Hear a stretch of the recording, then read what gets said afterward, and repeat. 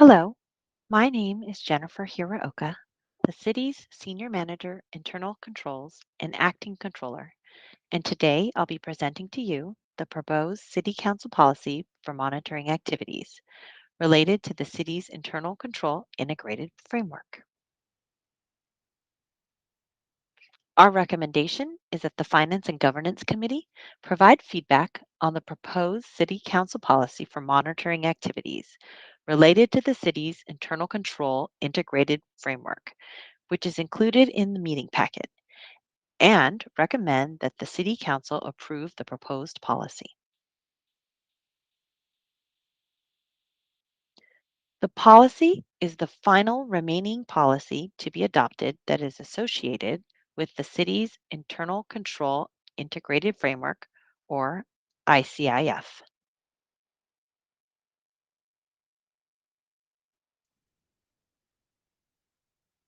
This slide depicts the foundation that has been laid so far as it relates to the internal control integrated framework.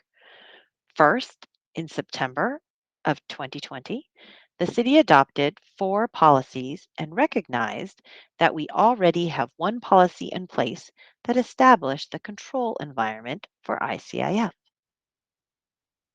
Next, in January of 2021, the city adopted a policy to establish City Council's risk assessment responsibilities as they relate to internal controls.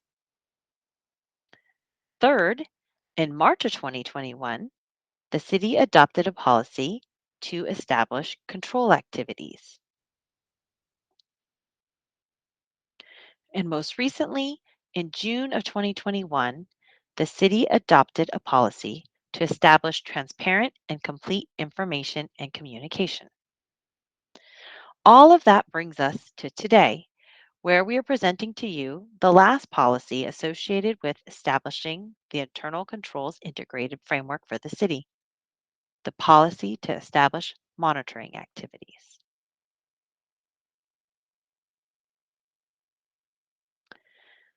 The document that has been included in your packet is Finance Policy 1.08, Creation of a Monitoring System. This policy reaffirms the City Council's creation of a monitoring system to provide the community, City Council, employees, and other stakeholders reasonable assurance that the city is adhering to the internal controlled integrated framework principles and is achieving operating, reporting, and compliance objectives.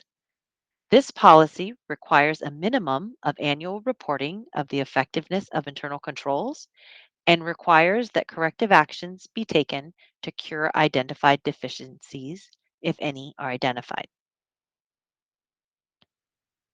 This draft policy reaffirms the City Council's creation of the monitoring system.